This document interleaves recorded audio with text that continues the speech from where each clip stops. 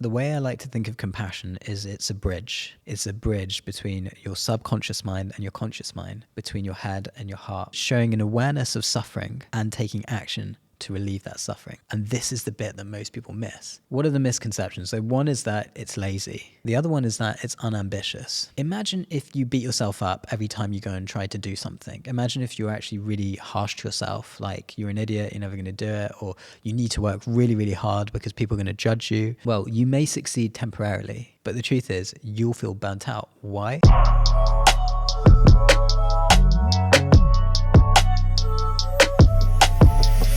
A medical doctor, but also a coach, because you can see things from different angles and different lenses. But also, like you as a person, what comes first? Being a doctor or being a coach, would you say? Well, it's a good story because, you know, for 11 years of my life, being a doctor was everything I did. And then I started to pare it down when I started to discover my burning desire for what I'm doing now. And so I am literally in the process of handing my medical license in, and I'm full-time entrepreneurship. Oh, wow. Which has been just the most amazing journey. And, you know, I'm very blessed to do it.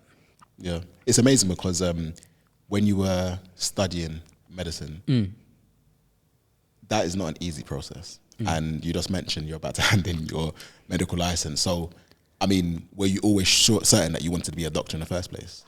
Or would you have rather done something different, would you say? You know, now when I look back, the breadcrumbs of my past will always direct me to what I was doing now. But from a really young age, my grandma was a doctor, and she really inspired me. She was a psychiatrist. And people used to say, Nilesh, you've got a caring side. And so I was into science. My parents were into science. And as a lot of people do, Asian background, caring element with the science, I'll go be a doctor. And I did absolutely love it. It was all I was focused on, well, right until recently, basically. But if I look back, actually, I always had the buzz for entrepreneurship in me. My uncle was an entrepreneur, my brother's an entrepreneur, my mum was an entrepreneur, my grandfather was an entrepreneur.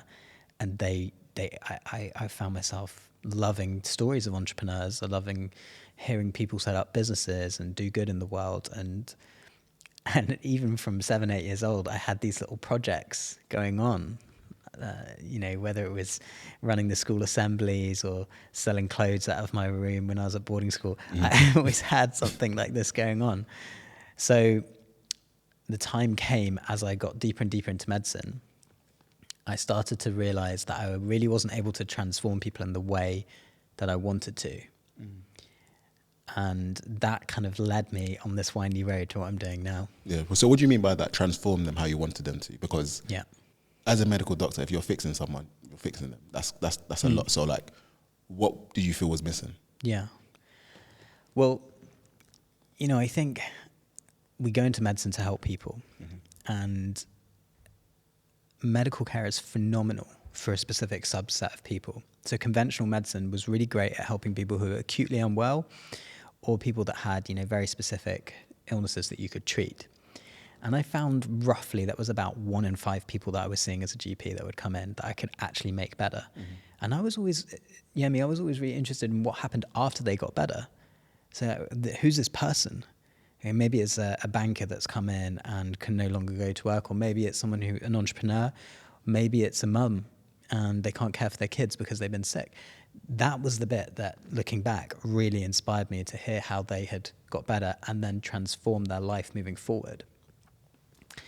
So I suppose then I started to look for alternative routes within medicine, because I was quite frustrated and stressed at the fact that I can make these people better. And that's when I found lifestyle medicine, which is how you and I connected as well. And for anyone who doesn't know lifestyle medicine, it's a specialty that looks to prevent, treat, and reverse chronic conditions through lifestyle change. And so that's when things started to get really interesting.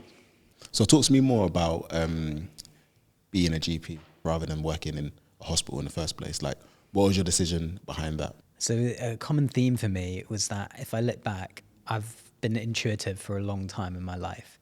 And I remember I knew I wanted to go do medicine. I remember when I started working in the hospital, I just knew I don't want to work in the hospital. I loved the learnings, the teachings. I loved, and it makes so much sense now because I I know what I love. But back then I just knew I really didn't want to work in a hospital, and I really loved having conversations and speaking to people. Yeah. And even then I was interested in psychology and the mind. And so I naturally found general practice, and I excelled at it. It was my thing. I loved it. And a lot of people kind of go into it by default, but I was like, that was my expertise and specialism. And yeah, being a GP was a real privilege, because the most fascinating thing is within seconds, you hear intimate details about everybody's lives. You have integrity and trust, and you get, a window into literally thousands of people's stories. And you know what I found listening to thousands of people's stories is that actually we're all incredibly similar. Yeah. I had the chance to work with people who are homeless, mums, kids, elderly people, lords and ladies. When I worked as a private GP, I would go out to like lords and ladies' houses, high performers. We're actually incredibly similar. And so this is why, I in the work I do now, because I had the privilege of speaking to so many people, I'm not as, that's my comfort zone now, no matter who it is, where in the world they're from or what cultures or background. Mm-hmm. That's amazing. That's amazing. Yeah, you're so right. It's that personal connection and the story. It's good that that element still exists to some sense. With everything becoming digital, like the opportunity to try and get an in-person appointment with the doctor. Like even myself, I think I had my first GP appointment 2 months ago, and that's probably my first appointment in like 10 years. And you know what? Surprisingly, I was quite shocked how easy it was for me to get an appointment. Like it wasn't as bad as people expected in terms of like waiting. Like it was actually quite straightforward, and it was a pleasant experience. And I do think if there's more opportunity to have a sit down with your GP and understand, for them to know more about your life. Like I wish I had a GP such as yourself, where they can get more intimate details about myself, not because I'm sick, but just generally. And then they can have like a perspective of what else I can do in terms of 360. I feel that kind of GP partnership with the lifestyle medicine you mentioned, like it should be actual type of aftercare service. Absolutely. So what made me kind of look for alternate routes is, I remember it so well. Just to put this into perspective, I went and I found my dream job, like completely luckily. My friends saw an advert in the paper. I used to drive through this little leafy village. I used to dream of being a GP there. Ended up getting this job. And then I realized that there was this long routine wait to see a doctor at the surgery. And so I took it upon myself, being naive and fresh and enthusiastic, to try and reduce the waiting time, which was 33 days at the time, routinely to see a doctor. Wow. And so I went through this period of quite intense stress. And I remember seeing one patient, and they were an entrepreneur. They came in, and basically I didn't treat them as a person. I only treated them as, right, this person has symptoms. I'm going to treat their symptoms, get the diagnosis right. So I referred them to an emergency service. My diagnosis was correct, but they wrote this patient complaint. And I remember being so stressed reading it, and really went into a period of deep reflection. I was basically uncompassionate with that patient. Yeah. And when I read the complaint, I was really uncompassionate with myself.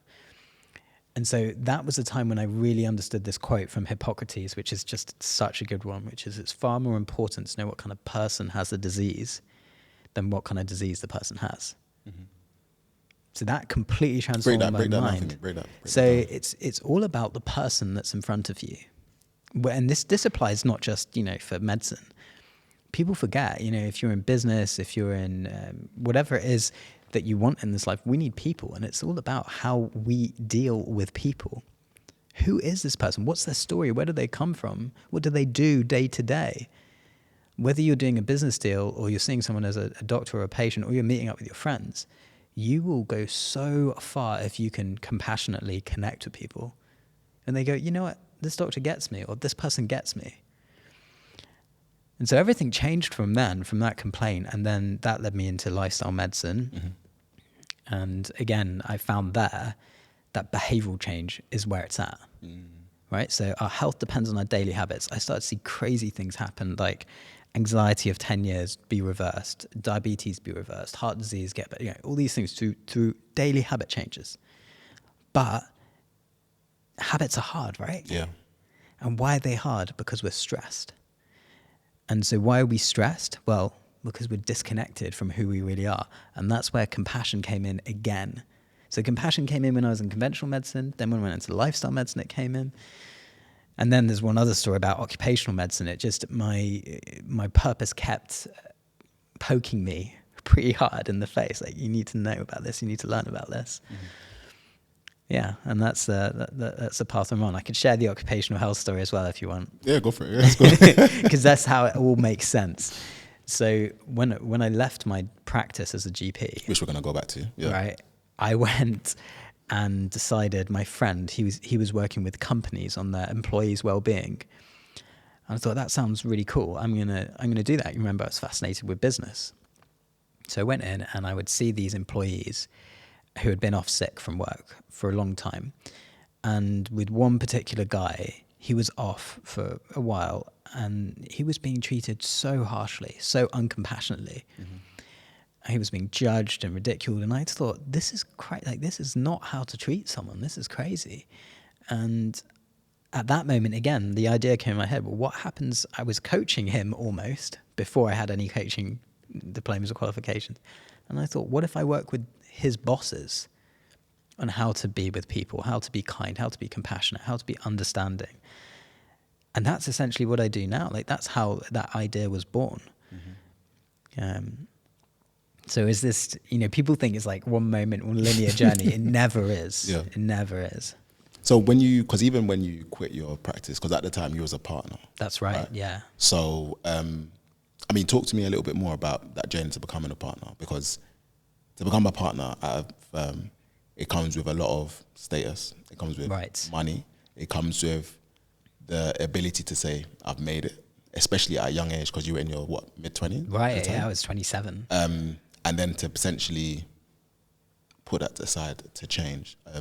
Talk to me a bit about your journey there. Yeah, it's I didn't realize it, because if you're a bit like me, like, entrepreneurs, they're kind of fast moving and sometimes we don't notice what's been going on. But I would go to parties at 27. I had, I got married. We had our first baby. I got this GP partnership, which is essentially that is the career progression that most people are going for. Very fortuitously, very luckily. And people would say, oh, you've got it all right now. Mm. And in my head, I think, it doesn't feel like it. Like, it feels good, but it doesn't feel like I've got it all. And the GP partnership thing, I went to go and interview for this surgery, which was one of my dream surgeries, for a temporary position. And I was probably a little bit into personal development then, people skills, etc. And they somehow, just completely randomly, they said, no, we want you to buy into the practice. So there I was. The temp stuff, come in. There I was, like 27, and it was about 8 weeks I had to do my due diligence. I took some business advice from my brother and various people, and I had this voice in my back of my head. I was like, this is either going to make you or break you. I thought, let's go for it. If it doesn't work out, I will learn so much, and boy, did I learn a lot. So I took it. I took the role, thoroughly enjoyed it, made some friends for life, learnt a lot. However, I signed some documents and it said basically that I'll have a job for the next 38 years, or unless I die, or I do something really awful, like against my medical register. And so when I had this inkling, this isn't for me, there was that image in my mind of signing this document of like, I'm committed. I've got security of great income, great people, on all accounts, a good job. But it wasn't right for me. It was time to move on at that time. So at that time when you were feeling, so was it like a burning desire that, like, what was that feeling of it not being right for you? Yeah. Like, how would you describe it? Looking back, I was very stressed at that time. I didn't realize it, but here are the telltale signs, okay? So people ask you, how are you? You say, yeah, I'm good, man. But the telltale signs with that, I would feel drained on a Friday evening, completely fall asleep on the couch. Now, anyone that knows me, I'm a very energetic guy. So that says something. I would sometimes be so angry at work that I couldn't serve people in the way that I wanted. I might have punched the desk, or I might have thrown something at the wall. No one saw this, right? I can be vulnerable and say this now because that's the truth. And my emotions always knew that, no, this isn't right for you. This is time to move on. Having said that, I didn't hate the job by any means. It was a good job. I loved the people there. It was a great opportunity. The feeling then came when I realized that what I really desired was transformation, whether it was transforming the surgery's appointment system, transforming my patients, transforming myself. And when I realized, you know what? I need to stop fighting against and trying to change everyone else. And I need to do that for myself. And I realized at that point that was going to be very difficult for me to do whilst working in this role. Yeah. So without any idea of what I was really going to do next, I made a decision in my head. I'm going to leave, but I didn't tell anyone. Why was that? Because I didn't know what I was going to do next. And this is important, right? I mean, sometimes it's easy to just do a big, F you and just resign. But also it's important to be a bit wise about it as well. You never want to leave with a bad taste in your mouth. You never want to do that. You want to make sure if you do leave anything that you give the best that you possibly can, that people see you in a good space, in a high space. And so I made a decision in my head, and then I thought, right, what's the one common factor I have with the partners? It's the patients. So the next 3 to 4 months, I served the patients like never before. I gave my best doctoring. I got great results. And there was a vibe. I was receiving loads of great feedback from patients. And there was a vibe going around. So when I handed in, I also lined up another job. So when I handed in my resignation, it wasn't this place is awful. It's that Nilesh has found a new opportunity and we're going to support him. And all of my partners, they came to my house. Wow. We had a beautiful dinner. And even one of my enemies, because I had disputes, they came around and they wrote me this card which said, whatever you'll do, you'll be a great success. I was like, wow, and so that's my recommendation. If anyone's going to leave anything, never forget the people you're working with, never forget what they're going through, and do your best always. Yeah, that's a touching story. I didn't know that part of it. Yeah. Yeah. And there was some serious bust ups between me and this person back then. Seriously. Yeah, this is before I got into compassionate meditation. I mean, I got up in a boardroom and basically, pointed. Yeah, man. I was like, no, I don't want. I was very different back then. Yeah. Very different. Yeah. And and I apologize. I can talk about this now, and if that person listens, they'll know, and we'll laugh together. Mm-hmm. So, it is another thing, is that sometimes it's really easy to forget how far you've come. Yeah. You compare your journey to other people's. And so it's great doing this to realize, no, I was quite, angry, hot-headed. I would offend people, maybe judge, etc. And, I can say that, God, I've come a long way since then. Now, there's always more in the journey, but I've come a long way since then, that's for sure. That's amazing. We need to reflect like that. That's awesome. And then was it easy to get out of the agreement as well because of signing the dotted line? They were pretty cool, it's fine because there's, always resignation clauses, which is not a problem as long as you need to give a notice period. So that wasn't a big deal. It was more the mental thing of I'm giving up 38 years of job security, where I knew I was blessed to have a fantastic setup. And you're right, the status that came with that. Let's not forget, my dad always wanted to be a doctor. I'm from an Asian background, Asian heritage. Being a doctor is like one of the highest status symbols. And so I remember telling my dad, and he just couldn't fathom it back then. He did with time, and my mum was brilliant. She's more forward thinking. But it was a thing of, okay, so what's he gonna be then? And then you realize that life isn't about awards, rewards, and titles. It's about something much deeper than that. Love that. So the next thing you did was the occupational health. Exactly. Okay. Yeah. And so as you were doing occupational health, what was that experience? Did you feel like you'd done the right thing? Or were you still like on the So, fence? as there's always a honeymoon period, isn't there, where you leave and you think, this is amazing, I've got more time, I do this. And it was good, and I did enjoy, I really loved certain aspects of it. But guess what? And this is the quote, I'll say the quote after this, same kind of thing started to happen. So when I left the GP partnership, I basically became like a medical entrepreneur. Okay. You call it locuming, where I had one regular gig and then I was picking up lots of other little bits of work. But in the occupational medicine, I would do things like I would delay going to get the patient in. Let's say the patient was half an hour early. I would do anything I could to just wait right to the appointment time and then get them in. Telltale signs, right? That you're not. And right now in my work, no way would I do. If a person's there and bring them in. Oh, I love what I do so much now that it's like. And so it's subtle, right? There was nothing wrong with the job. It was a good job. Again, great people. But I knew, and I remember there as well, I was again trying to instigate a little bit of change in the place. And the boss was like, you should set something up yourself. I was like, damn right, but I didn't know how or what. And so I think the way I describe it is a lot of entrepreneurs would describe themselves like this, that you're like a caged animal in employment, even in the best employment, or you're like the intelligent follower. So you're with the boss, but you're taking notes the whole time because at some stage you want to lead and you want to do something of your own. So that's what my experience was like of that bit. Wow. And then how did you learn about coaching then? Because was it, like you said, you were doing like your regular gig and locuming? Yes. So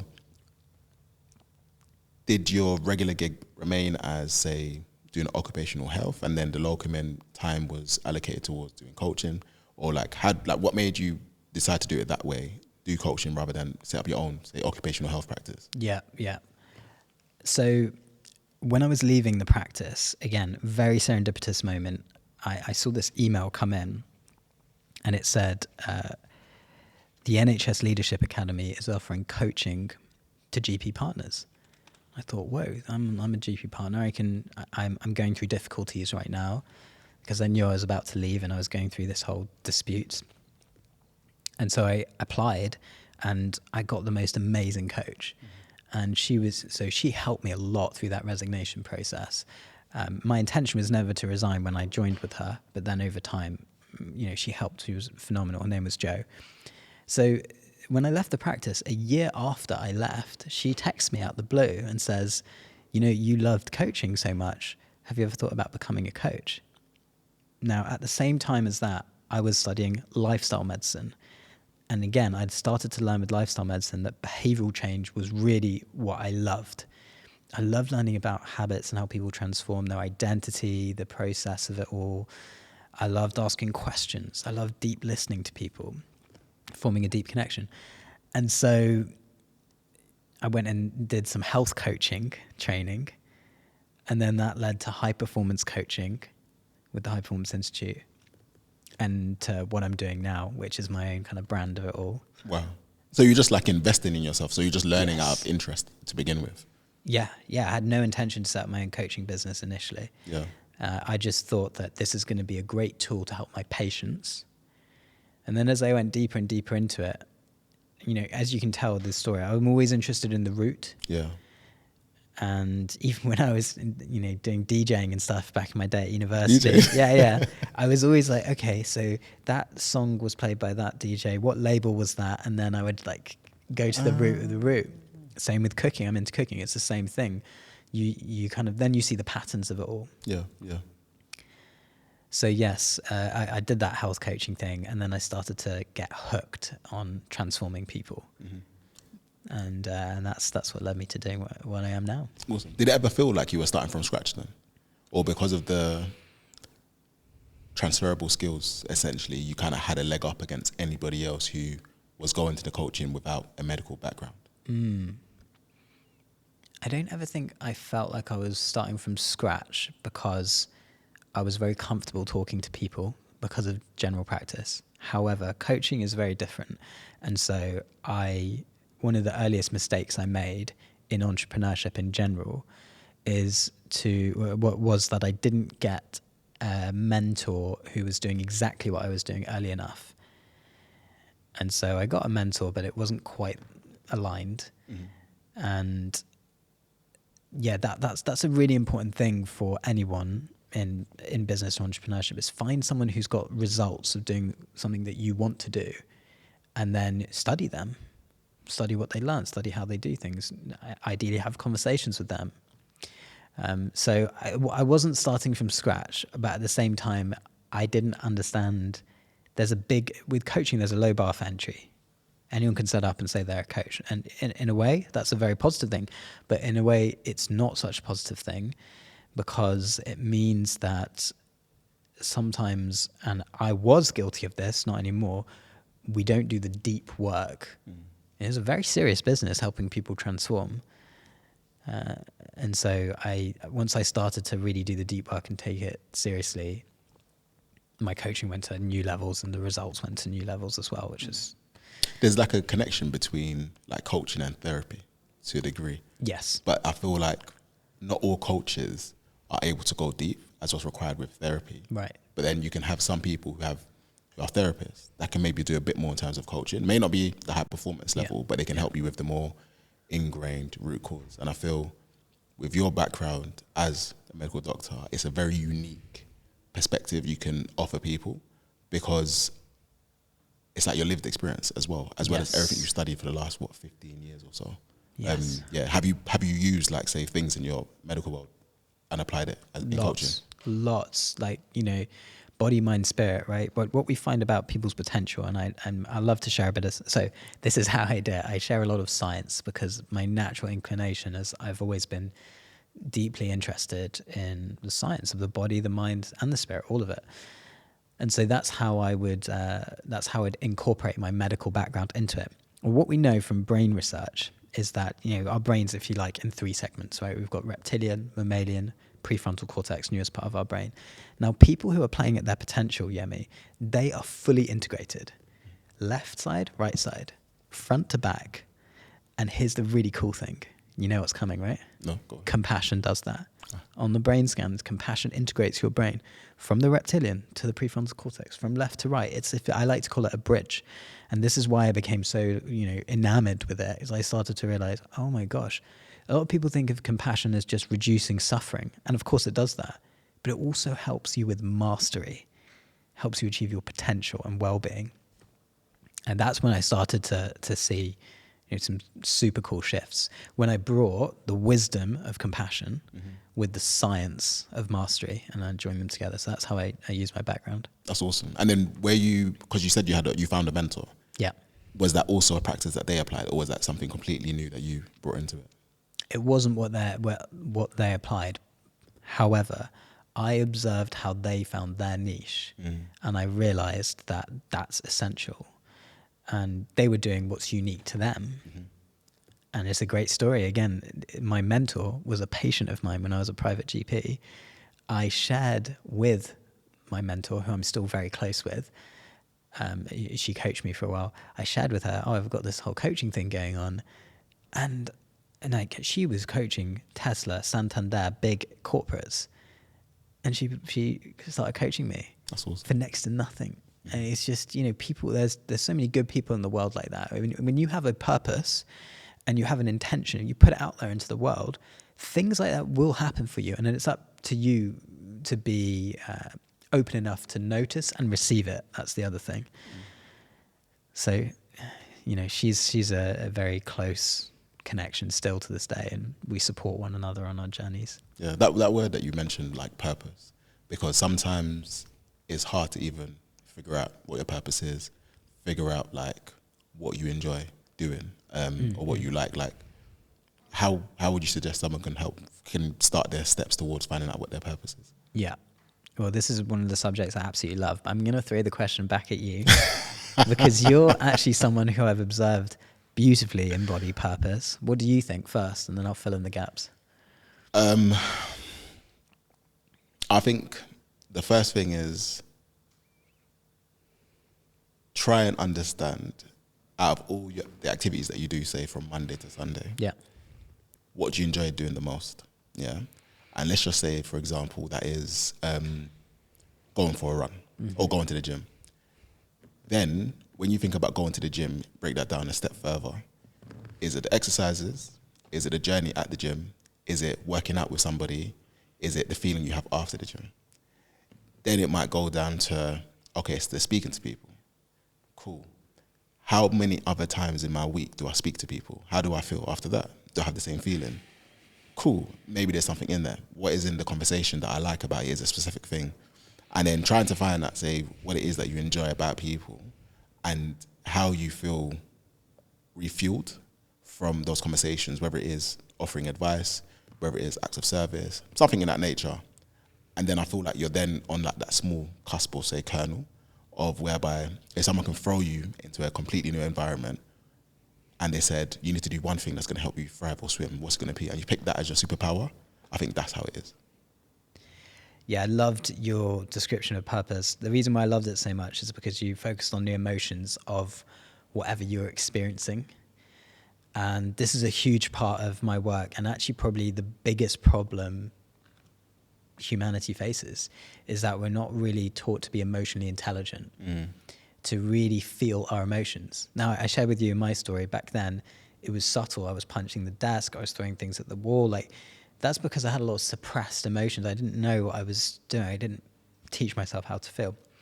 So, you know what's absolutely stunning? The other day I read that the heart has 40,000 neurons. So what's even more fascinating is that the heart directly communicates with the brain. And so, you know, sometimes I just feel it in my heart. Purpose is so much about this connection between head and heart. And you beautifully described that. You look at your schedule, which is essentially your schedule is what you value. Like Peter Drucker says, show me your calendar and your bank account, I'll tell you what you value. It's so true. Yeah. Right? And then when you look at your schedule, you can pay attention to the things that you love and the things that you don't love. The other thing you mentioned, which was amazing, is energy. Some things make us feel energized. Like right now, I feel great. I'm energized. I'm in my element because we're talking about amazing things like purpose. Sometimes, some people, some situations, they make you feel a bit drained, like I shared in my story. Pay attention to that. There is simple 3 steps. You know, your purpose is defined by 3 things. Self-awareness, knowing who you are and what you value. Number 2 is skill development. This is the bit a lot of people get wrong. I can talk about that more. And number 3 is service, contribution, who you're going to serve. So let's think about the first one, is what you value. And you'll be able to find out what you value through your own past stories. This is essential that people understand this. There's no use just picking a word off the website, you know, and just going, I value happiness. It's like, no, why do you value happiness? Right? Like, I value compassion because of that patient complaint. Yeah. Once you do that, don't think you need to have it all figured out and have all the skills necessary for your purpose. The skill development is about what would you feel curious and interested to learn and develop. Like, I'm not the finished article, but I'm loving this journey. And it's so key that when you're on purpose, you're loving the journey. You're not waiting for results. You're not attached to the outcome. And then the last bit is just thinking in detail. Who do you love spending time with? Who do you love serving? Why do you love serving them? Yeah. I mean, on that, right? So you coach entrepreneurs. Yeah. And high performance individuals. Yeah. Where a lot of their work that they do in a day-to-day is about results. Right. So when you're asking them to be more focused on the journey, yeah, it's a bit counterintuitive. So like, how do you bring them along to say no longer focus on just the results, but the actual journey? And even as a step before that, like, what is your process of being a coach? Like, what does it actually look like when you have your clients? Okay, let me give you a good analogy. So when you're a kid, right, your mum and dad get you in the car and they say, we're going to go on this 4-hour journey. And the kid in the back is going, are we there yet? Are we there yet? Are we there yet? Right? That's what most of us are like with our results journey. Yeah. But the mum and dad, they put it into the sat nav and they know we're going to get there. We're on path. We're not on the path. If we're not on the path, our sat nav will tell us. Our emotions are like our satellite navigation system. So if you are feeling frustrated, impatient, annoyed. Like I mentioned to you earlier, right? When I left my job, if I was going to be in that negative space when I left, I would never have had the good experience that I did that followed. Now, we know this from neuroscience, right? And psychology. There's a theory called broaden and build theory. So let's imagine, right? You had a problem to solve. And in the experiment, there's a candle, a box of tacks, and a box of matches. And you're meant to attach the candle to the wall. What they found in this experiment is that the people that were primed with positive emotions, they were watching something funny or given a lollipop, they figured out the problems much faster and more creatively than people who weren't primed with positive emotions, and also people who experience negative emotions. So, to answer your question, enjoying your moment right now is everything. Number one, because you are able to solve more problems, and guess what? Problems will always come. And number two, if you imagine your cup is full and someone knocks you over and a little bit falls out, okay, no problem. But if your cup is empty, then that's an issue. And so this is what the science shows us, that your results are only as a result of you enjoying the journey. It's a misnomer where people think success comes first and then happiness comes second. We have studies at 200,000 people. It shows the complete opposite. Okay, well. So then with your, what does coaching look like, say, a typical session? Great. Yeah. Well, I've changed this quite a bit recently. So Leah, let me tell you a story about what it looks like. So it's usually in 3 parts. Now, because a lot of the work I do is helping people reveal their blind spots and what I call awaken true success. So awaken the parts within them that are already there. I'm not teaching them anything that they don't already know within themselves, accessing their own intuition. Now, this all sounds very esoteric and spiritual. How do I access my own intuition? Well, here's the thing. When you're asleep and you dream and you hear some crazy thoughts and some crazy, sometimes great ideas. Why? Well, because your brain waves has slowed down, your body is relaxed, and you enter into a state which is an altered state where you tap into some infinite intelligence, amazing stuff. Well, the first part of my session is always focused on mind-body practices to get people into a calm state. And it's so that alone is so powerful to watch. When I watch my clients come in, and at first they're reacting to their mum who's criticized them, or they're reacting to a board member, or they're reacting to a staff member. And then as they go through the process, they're able to calm themselves, which means that they can solve problems much faster, much quicker. They're not ruminating and deliberating over stuff. So mind-body practices, and I use some ancient techniques, fuse the science in. Then the second bit is deep transformative coaching. And the only way to describe this is to say I help them see what they cannot see. So imagine you're being spoken to, you're being listened to, but that person has heard your whole life story. Not only that, but they're skilled in the science and of the mind and the spirit. And so again, I'll tell you a story. Yesterday I was working with a client. They're an author, an executive. They've got multiple businesses, amazing person. But I know them. They told me their whole life story. And so they were sharing that they were fearing the loss of an opportunity. So they didn't want to say no to something. In fact, they had a great gig at a big tech company offered to them. And they were worried that if they asked for too much money, they'd lose the opportunity. Mm-hmm. And so we spoke about this, and we realized that I don't coach someone there. I coach them in the big picture. And so we realized that they had a pattern going on in their life where they were feared the loss of opportunities. Why? Well, their father used to say a statement to them: opportunities never come around twice. Boom. So their paradigm in their head is, oh my gosh, I feel anxiety and fear and worry about this. But here's the cool thing, right? When you use deep transformative coaching, you can choose the way you want to see things. So the big line from Marshall Goldsmith, executive coach, what got you here won't get you there. Often the beliefs and patterns that we have were helpful to get us to where we are now. But to get to where you want to go needs a shift in thinking, beliefs, and identity. And that's what we do in that bit. Interesting. Because it's funny because I've had a coach before. Yeah. And we were working together for a while. And it was cool. It was cool. But then I felt we were on the subject of like limiting beliefs and self-confidence, all the rest of it. But then we never done the work of going backwards and say understanding the root cause of say what some of my limited beliefs were at that time, right? And so that's when I said, okay, maybe this isn't working for me. Let me go and do therapy.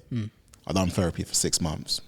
Awesome experience because I was able to like deal with some of those things. And the guy I was working with, he helped me coach as well and gave me all like the techniques and the rest of it. So I definitely do see the value of bringing that whole picture together, you know?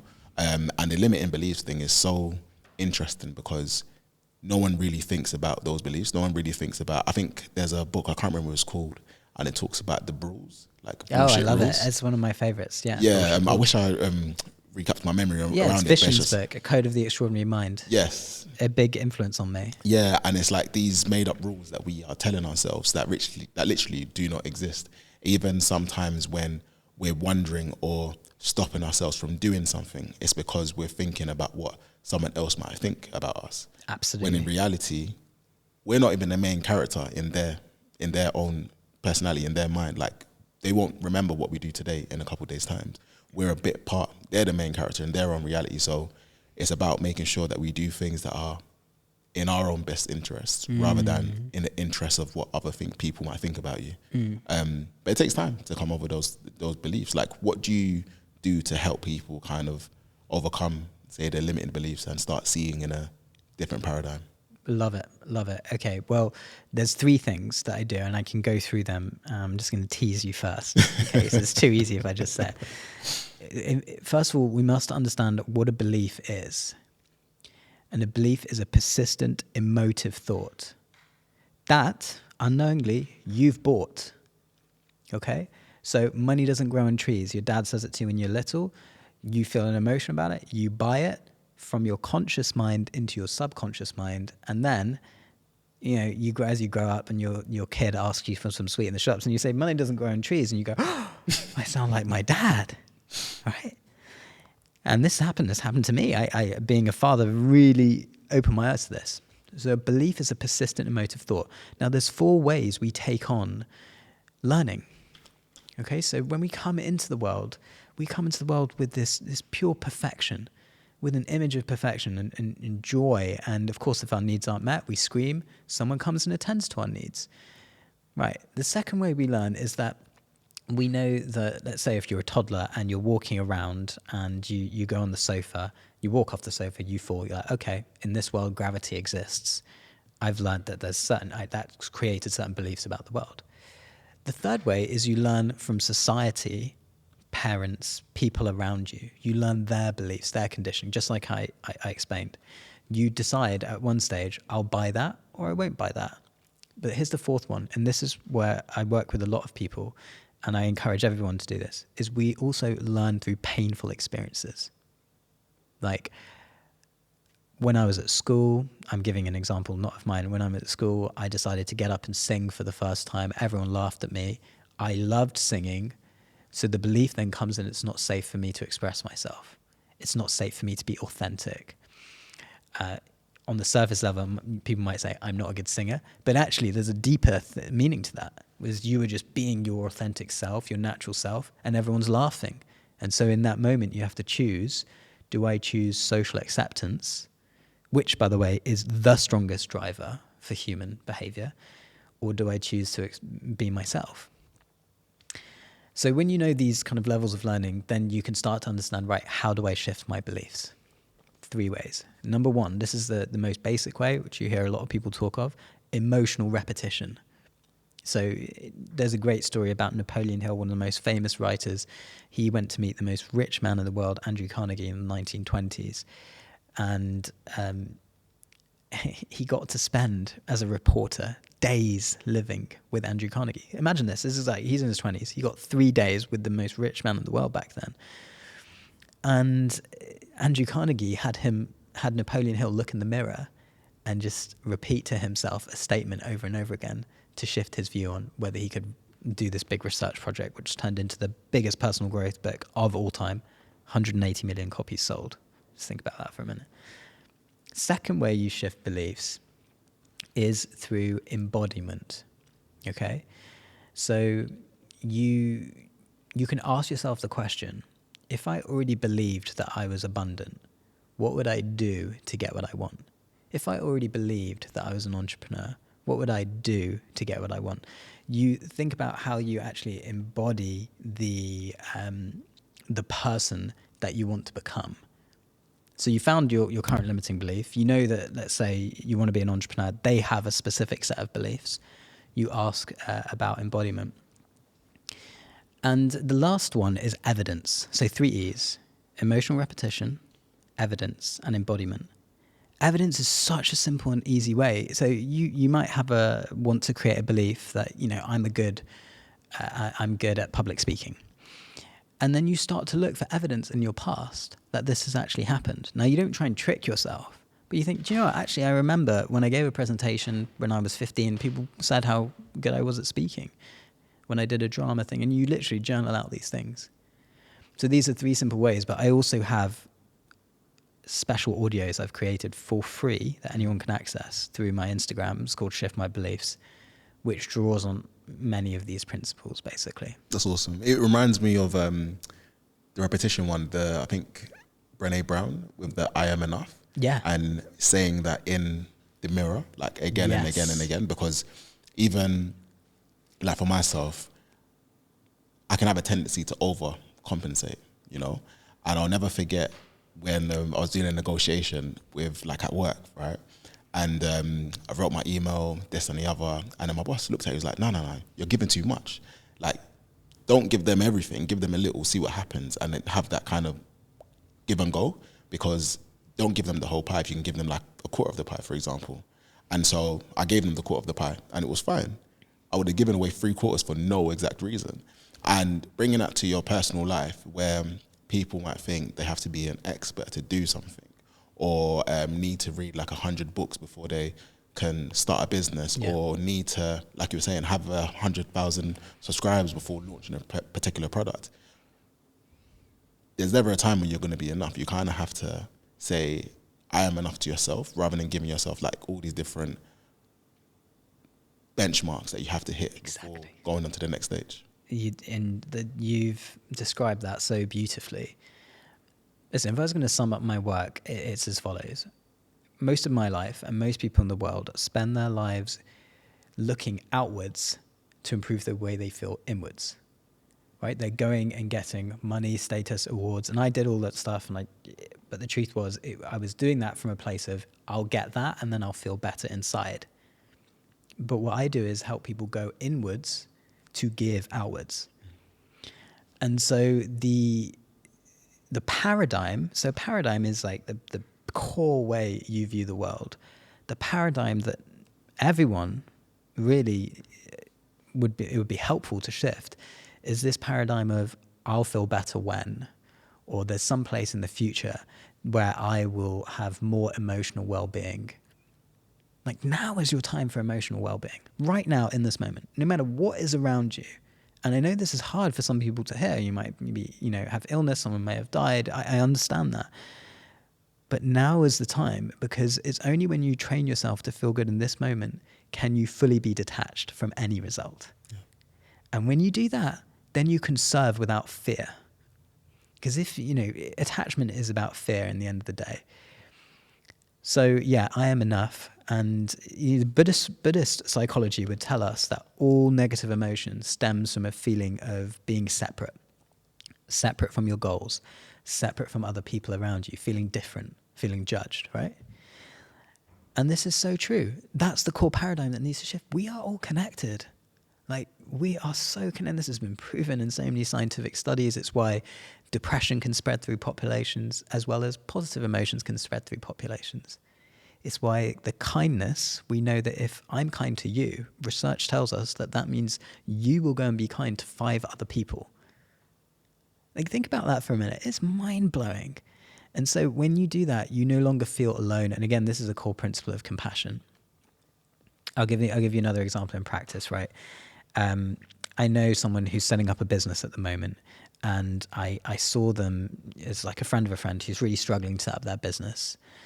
And they continuously, the narrative in their head is like, why is this so hard? Why am I struggling with this? Not for one moment did they ever ask themselves, maybe somebody else also struggled with this and they figured it out and that person can help me. So when you have a compassionate mindset, it's like a growth mindset.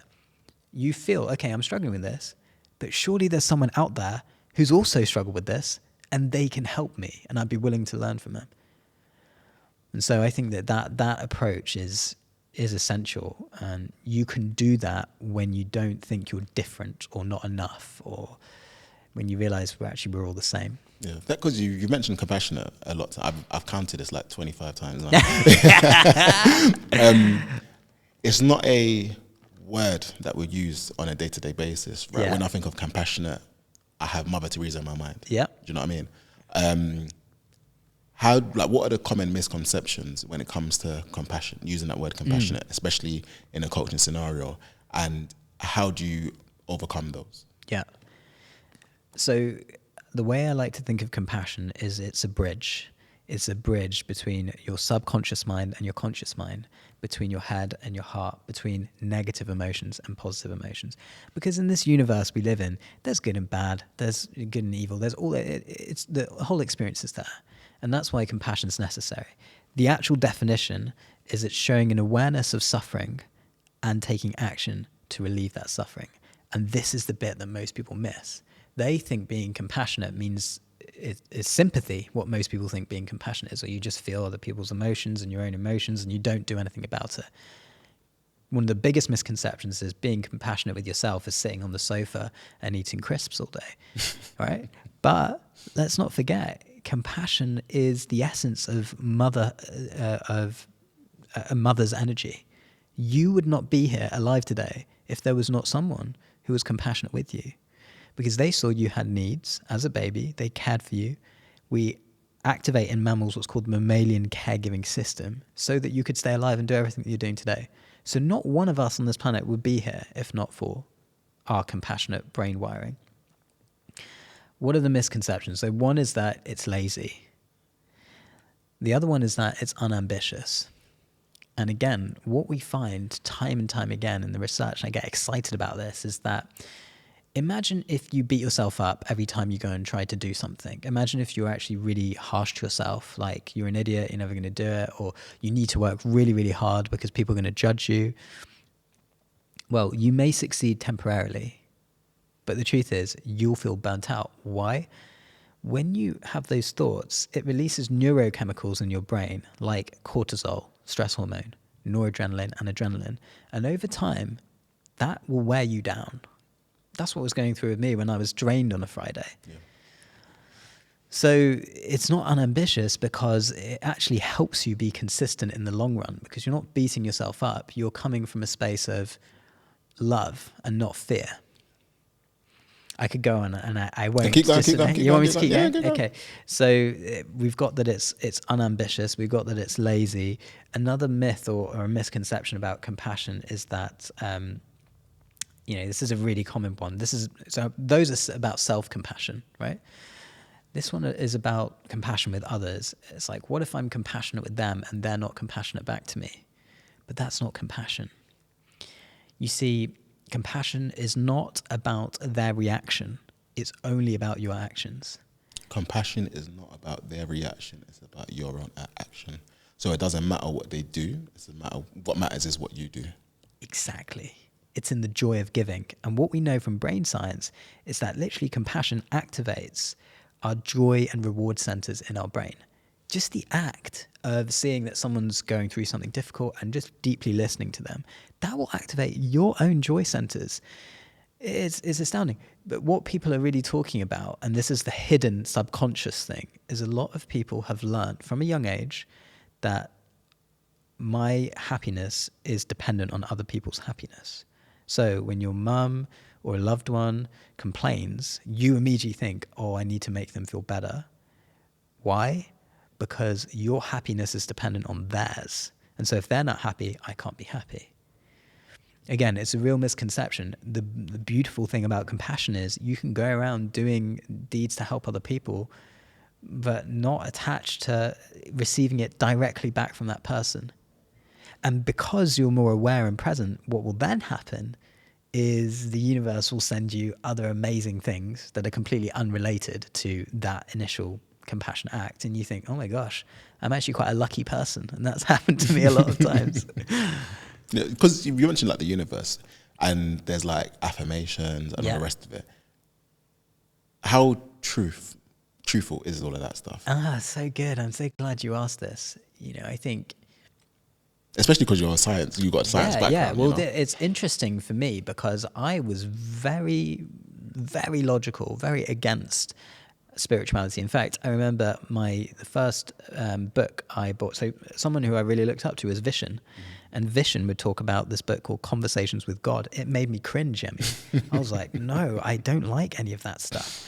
But I was at that point in my growth where I thought, I'm going to listen to my mentors. And even if it's a little uncomfortable, I'm going to do it. I read that book and it was just mind-blowing. The clarity with which they described solutions to our everyday human problems. I was like, wow.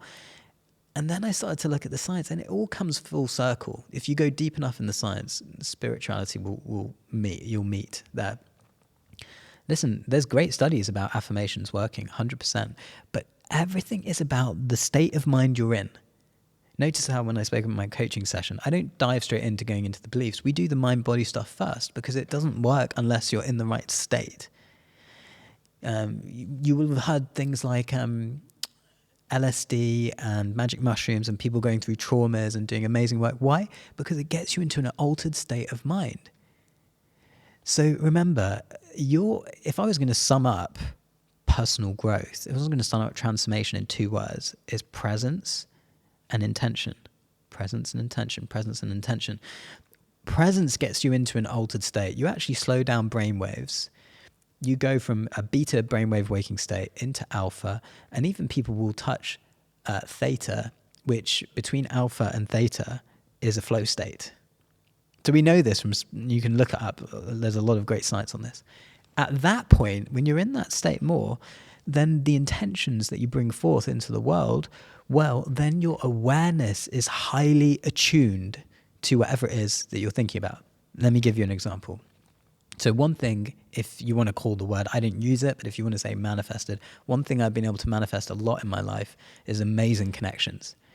And I remember I was going to Mind Valley University in July of last year, and I was in a great state. I was very excited about the trip. Now, for months prior to that, I was listening to Marissa Peer in my ears, the emotional repetition for shifting my beliefs. And as I get on the plane, guess who's standing right in front of me? Don't tell me it's Marissa Peer. It's Marissa Peer.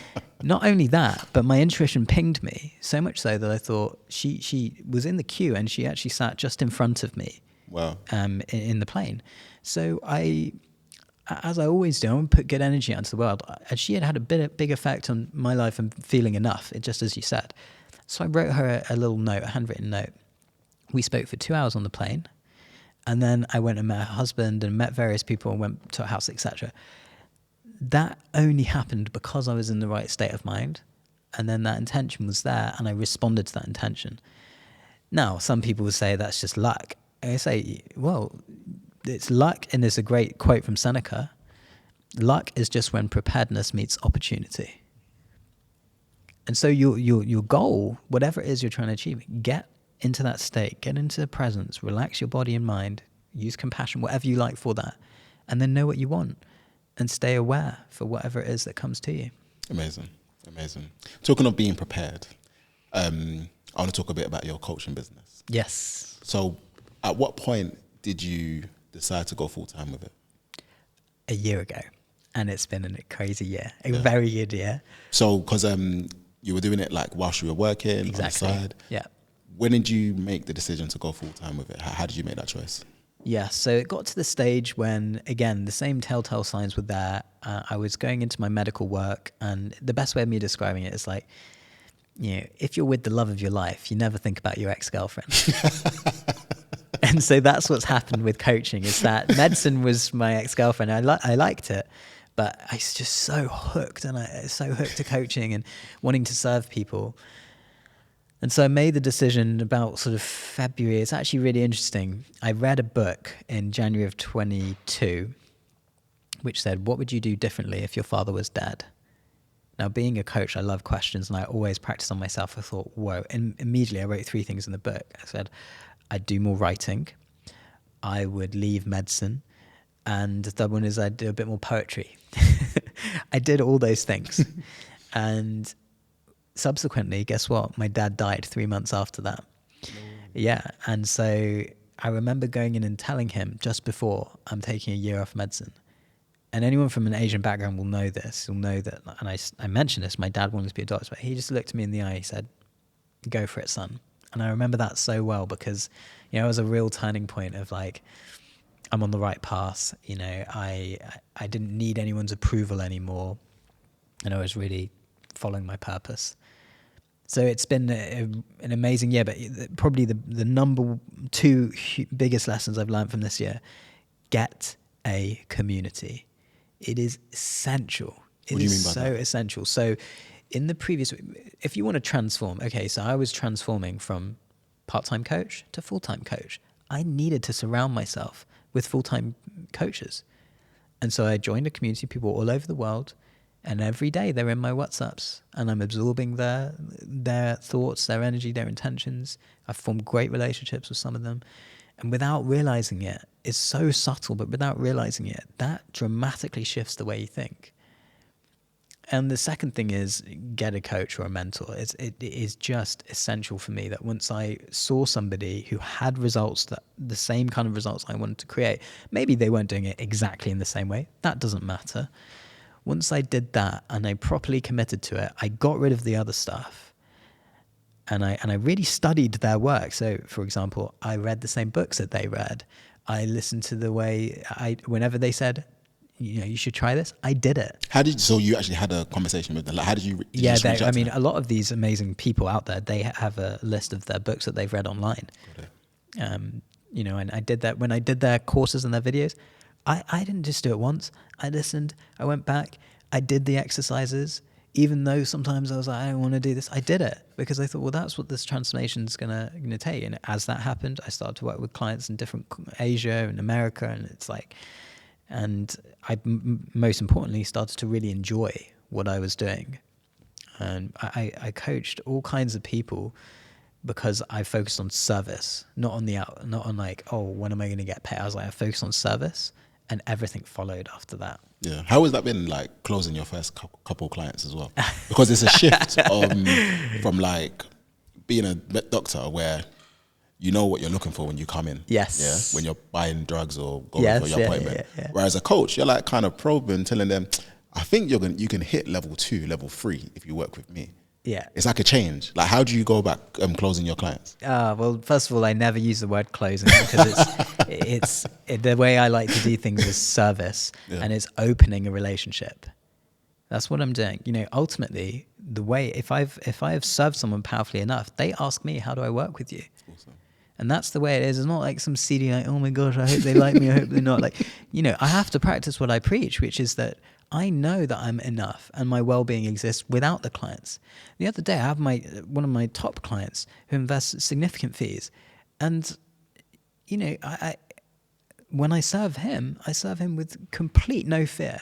That's what he pays me for. He pays me to mess with his thinking, to challenge the hell out of him, always from a place of compassion and love. So closing the first few clients, oh my gosh, if I think now, I think the first client I closed was something like, maybe £250 or £500. I can't remember exactly. And I didn't serve her well. Because I was too in my own head. I wasn't properly serving. But when I remember, What do you mean by that? You know, I had too many boundaries. I was like, you can only access me in these times. It's like now my clients. It's interesting when I opened up to my clients and I really saw them for who they were as a person. When I'm working very deeply with someone, they have access to me. They very rarely use it, but I let them know, like, I'm here for you. in the good times and the bad times. If someone dies, you want to defer, whatever. This, like, I'm here for you. This is about you as a person. Like, it's this very sacred, deep thing. But back then, I just viewed it as, you're going to take my program and you're going to improve. And it wasn't quite the same. One of the best sort of stories, I think, of opening a relationship was and it all came down to a story. One of the GPs I was working with knew that I was doing coaching, and he referred me a patient of his to come and experience a coaching session. So I went round to this person's office, sat on a sofa, 2 hours. They poured their heart out to me: domestic abuse, violence, traumas, etc. And we had this just phenomenal, and we just see their body relax, right? Their body relax, because it's so rare someone just properly listens. And at the end, they just said, I must do this again. Like, how do I work with you? And I remember thinking it was the most effortless but fun way to serve somebody, is just to deeply see them. And that's what I still do to this day. I give people a long period of time and serve them and be completely detached. That's awesome. And can I just say, it's literally the life cycle you wanted, where GP, after service. Yeah, you know what I mean? It's literally what is meant to happen. Yeah. And number one, that GP is going to feel way more fulfilled, especially if that patient comes in and says, "Oh, I had an amazing experience." Mm-hmm. That patient themselves, they're going to feel more fulfilled, because they can see from a 360 perspective, they're being serviced, and you being able to serve others and do what you feel your calling is. Yeah, like, I think that's amazing. I think that's really cool. And so for you, like, what type of work have you had to undergo on yourself? It's a great. To get to where you are now? So much. And the work continues. Now it's fun. So everything I recommend to my clients is work that I've done. Yeah. And so there's 5 main pillars to the way I that's my method. And it's all based on the research. And we know there's a process for everything in this world. And we know what makes humans flourish. Huge amounts of data, positive emotions, flow, relationships, meaning or purpose, and accomplishments. And so my work is based on those pillars. I call them slightly different things, like compassionate mind, courageous purpose, calm energy, collaborative connections, creative flow. So for me to have that method, I went through my own deep learning on all that work, and also the work with the High Performance Institute. But the bit that's really shifted in me is the deep identity work on beliefs, and really about my self-image. And it's so subtle, right? Your self-image, you can notice it in your tendencies, the way that you speak to yourself when something goes wrong. You can notice it in your emotional experiences. Are you able to share anything? Yeah, of course. Yeah. I mean, like, let me give you one example. So, I'll give you a great example. So, and Marissa was one of the first people that brought this up to me, Marissa Pear. So I grew up, and my brother was 4 years older than me. And I loved him so much. Younger brother, big brother, and not envy, like I just really idolized him and looked up to him. And I remember, and you blank a lot of these things out, right? I remember one memory of, I was probably annoying the hell out of him, as younger brothers do. But I was chasing him upstairs, and he had a friend round, and I really wanted to play with them. And they shut the door, and they locked me out of the room that I was playing with. And I remember just going and playing by myself, but feeling really sad about that situation. And so what the belief that I had for a long time was that I'm insignificant, I'm not seen, I'm not heard. And when you hear that, then that time when your partner doesn't text you back, and you think, well, why aren't they texting me back? Why? Or the client doesn't get back to you. Or when you hear that and you think, you go to an event and everyone gets asked a question, you don't get asked a question, you think, well, what's wrong with me? Am I insignificant? Mm. You know what's amazing about the mind is that everything is malleable and changeable. And so although you can have some of these beliefs, like, am I worthy? Am I significant? Am I seen? Am I heard? They are changeable through the methods that I've done. And so I think that deep inner work on my beliefs, on my identity, on my self-image, and my energy as well. This is a really, really big one. And noticing, what you do when you're in an energy dip. That has been huge for me. Like, many people have tendencies to go and eat donuts and chocolates and cakes and sweets. I was one of those people. And when I'm in an energy dip, and it's because I hadn't learned to manage my energy. I hadn't learned that, there are different ways for me to manage those experiences that are more conducive to me and those around me. And so that led to me having more self-discipline, doing these fasts and meditation, etc. I could go on, but the deep work has been the most important. In fact, that's an important characteristic I look for in my clients. I say, what I do is deep transformative work. When you come out, you're not going to be the same person. Are you willing to do that?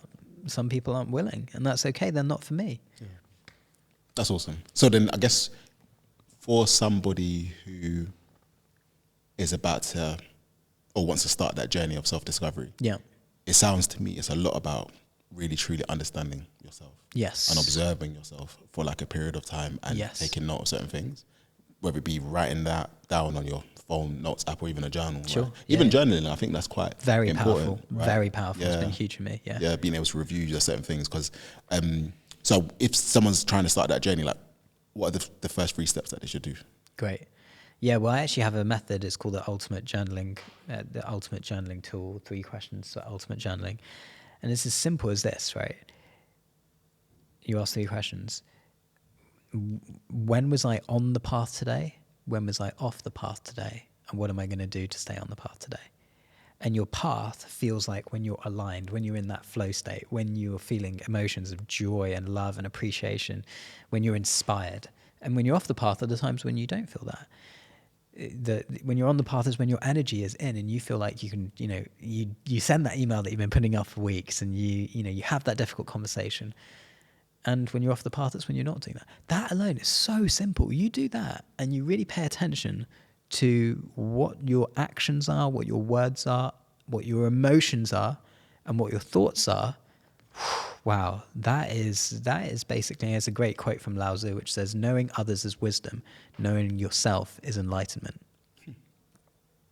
And so that's the journey we're all on. And by the way, I sit here doing these things every day still, and I still know that I'm continuously learning things about myself, and when I still judge. Or here's another really big one actually, which has been a shift for me, is so sometimes when you're not in a good energy, you do things like eat crisps or scroll on social media or maybe drink alcohol, take the edge off, people say, right? What I want you to also do is pay attention to when you do this. So just ask me how I am. How are you? I'm fine. Like, do you hear how the way I said that, the non-verbal was actually not, I'm fine. And really pay attention to your non-verbal communication, your posture, the tone of your voice, how you show up in the world. When you do that, you'll realize that actually it's quite varied at different times with different people, and you'll learn so much about yourself. And this is why I always talk about compassion. If you do the energy of non-judgment and compassion, then you can do this self-evaluation without beating yourself up. You can look at yourself without hating yourself. And that's everything. There's this big study, 30,000 people done, a study through the BBC, where they want to find out what's the root cause of mental illness. Yeah. Is it genetics? Is it biology? Is it your family history? None of that. 2 things: self-blame and rumination, overthinking. And these are 2 things that compassion treats. And so this is why I encourage everybody, self-blame and rumination. In the same way, positive talk and presence that creates flourishing. Yeah. So these same 2 things you work on, no matter what you're doing, it will have a phenomenal effect on your life. Awesome. So what's next for your practice? Wow. Well, I have been enjoying serving these one-on-one clients. I've got a little writing project going on, which I haven't mentioned to you, but it's up on my website. It's called Going Inwards to Give Outwards. Nice. So along the way, I've been able to interview some really amazing people who are going inwards and giving outwards, who are dedicating their life to serving others. So I am I'm not putting a time pressure on it. So I want to make sure I do the deep work on that. So I'm serving my one-on-ones. I got my community of compassionate entrepreneurs, and I've got this writing project as well. That's brilliant. I'm so happy to just see your growth. It's funny because I was just saying to Alvin earlier, like, I think this is the first time when I DM'd you, like this month in April last year, you know. Wow. I think it might be literally one of these days. I'm going to double check it. That's so funny. Yeah. And I'll never so forget funny. when we went out for a drink for lunch or whatever. That was lovely. At the it was really Convert. good. And but what always struck with me is that you gave me a gift, and I hadn't even met you, and that was such a powerful statement. I feel when you start a relationship with anybody, like, or a friendship, whatever, it's like, there's nothing, I don't need anything from you, but like, here, take it. And It's I just beautiful. thought that's always kind of stuck in my mind. I'm so glad you mentioned that, because Yeah. I got a card in the bag that I hadn't given to you. So thank you for reminding me, because I would have It's forgotten. all good. It's all good. There's a power of reciprocity, they call it, right? Reciprocity. Yeah. All right, cool. So I've got 2 questions Yeah. left for you. Quick fire. Quick fire. If I gave you an extra day in a week, how would you spend it? Meditating. For the whole day? Damn right. Why is that? Oh my gosh. Because it's so freaking awesome. When you Yeah. go deep enough, it's like the most blissful thing you can ever imagine. I've learned over the years to meditate in different ways, and recently I've learned to meditate on a mantra, and that takes me to states of bliss that is just beautiful. Yeah. So, I mean, I'd meditate, I'd walk in nature, I would just be. Be is what I would do. That's awesome. What's the one book that you've gifted to people the most? Oh, I'm so glad you asked this, because I've literally gifted this book, I would say over 20, maybe even 30 times. I can see it on my Amazon. It says 7 Laws of Spiritual Success by Deepak Chopra. Why is that? What's the special about that? Oh, it's difficult to put into words. I still read that book. I must have read that book over 10 times. It's about 100 pages long. The clarity, the wisdom, the poetic nature of it. And he was a medical doctor, and he's writing about success. So he's quite aligned to me as well. And he talks about Vedic wisdom, talks about detachment, talks about intentions and desires, talks about oneness, how you're connected. It's just, it's magical. And everyone who reads it, you know, and for a while I was scared to gift it, because I was like, I hadn't come out of the spiritual closet. I was like a closet into spirituality. But, you know, Deepak's just been on Stephen Bartlett's podcast. You know, he's the work he's done is truly, truly exceptional. Yeah, even me, I need to go look into that one now. Yeah, it's a cracker, really is. Awesome. So where can people find you? drsatguru.com, DRSATGURU.com. Brand new website, so I'm keen to get that one in. And I'm mainly on Instagram and LinkedIn. And I genuinely love talking to people, so please do reach out, send me a message, and I'd love to hear from you. Awesome. Dr. Satguru, it's been a pleasure. Thank you. Cheers.